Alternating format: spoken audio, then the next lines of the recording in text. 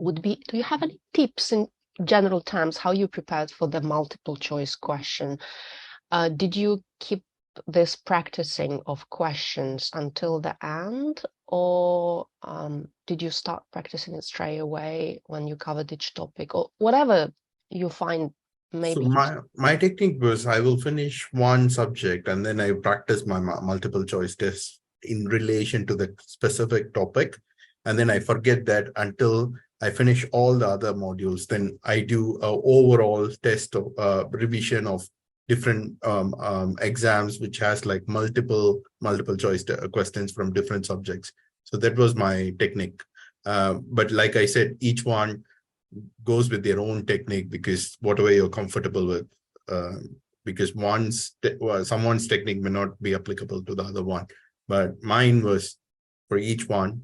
I looked into it one after another. Great.